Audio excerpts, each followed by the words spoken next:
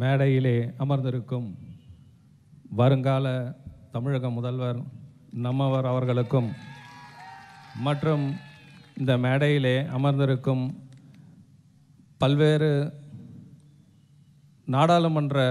நாடாளுமன்றத்திலே போட்டியிடும் வேட்பாளர்களுக்கும் பொறுப்பாளர்களுக்கும் மற்றும் இங்கே வருகை தந்திருக்கும் மக்கள் அனைவருக்கும் என்னுடைய வணக்கத்தை தெரிவித்துக் கொள்கின்றேன். தற்பொழுது புதுச்சேரியிலே சட்டமன்றத்தை பொறுத்தவரையில் காங்கிரஸ் கட்சி ஆளும் கட்சியாகவும் பாராளுமன்றத்தில் பாஜக தலைமையில் என்ஆர் காங்கிரஸ் ஆளும் கட்சியாகவும் இருந்து வருகின்றது.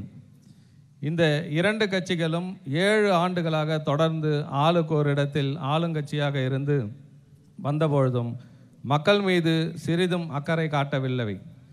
இவர்கள் ஒருவரை ஒருவர் பழிவாங்கும் நோக்கத்தோடு கடந்த 7 ஆண்டுகளாக மக்களை வஞ்சித்து வருகின்றார்கள்.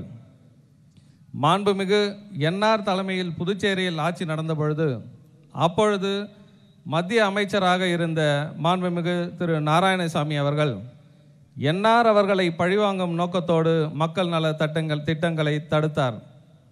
தற்பொழுது திரு நாராயணசாமி அவர்களின் தலைமையில் ஆட்சி நடந்து கொண்டிருக்கும் பொழுது மத்தியிலே ஆளும் கட்சியாக இருக்கின்ற என்ஆர் காங்கிரஸ் முதல்வர் திரு நாராயணசாமியை பழிவாங்கும் நோக்கத்தோடு மக்கள் நல திட்டங்களை கவர்னரின் உதவியோடு தடுத்து வருவதோடு எதிர்க்கட்சியாக கடந்த 2.5 ஆண்டுகளாக எதையும் மக்களுக்காக செய்யவில்லை.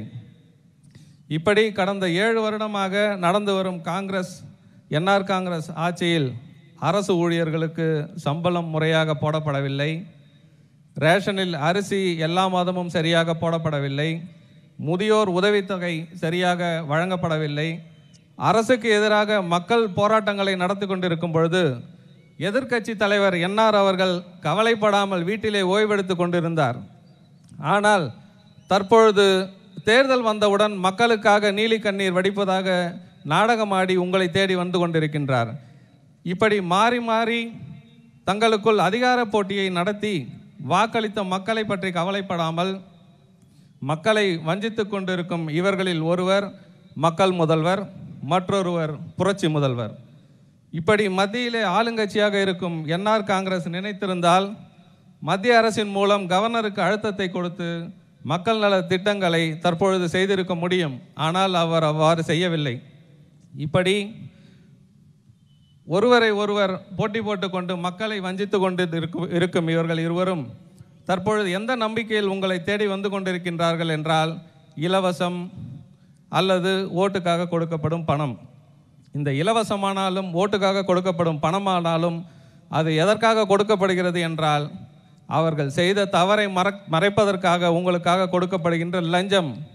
தயவு செய்து யார் பணம் கொடுத்தாலும் அவர்கள் முகத்திலே விட்டெறிந்துவிட்டு நம்முடைய டார்ச் லைட் சின்னத்திலே வாக்களித்து பெருவாரியான வாக்குகள் வித்தியாசத்தில் நம்முடைய டாக்டர் எம்ஏஎஸ் அவர்களை வெற்றி பெறச் செய்யுமாறு கேட்டுக்கொள்கின்றேன். மேலும் இப்படி காங்கிரஸும் என்ஆர் காங்கிரஸும் இடையிலான போட்டி ஒருபுறம் இருக்கும் பொழுது நம்மவர் அவர்கள் எப்படிப்பட்ட ஒரு வேட்பாளரை உங்களுக்கு கொடுத்திருக்கின்றார் என்றால் இவர் நம்மவரை போன்றே தன்னுடைய உடலையும் கண்ணையும் மக்களுக்காக தானம் செய்தவர். அரசியல் ஆதாயத்திற்காக அரசியலுக்கு வராத நம்மவரை போன்றே அவரால் தேர்ந்தெடுக்கப்பட்ட நம்முடைய உறுப்பினரும் இருக்கின்றார். மேலும் நம்மவர் அவர்கள் நற்பணி இயக்கங்கள் மூலமாக செய்த மக்கள் நல திட்டங்கள் எண்ணில் அடங்காதவை. நம்மவர் அவர்களால் அடையாளம் காணப்பட்ட நமது புதுச்சேரியின் வேட்பாளர் டாக்டர் எம்ஏஎஸ் சுப்பிரமணியன் அவர்கள் 3 முறை சட்டமன்ற உறுப்பினராக இருந்த பொழுதும் ஊழல் கரைபடியாதவர் என்பதை இந்த புதுச்சேரி அறிந்திருக்கிறது.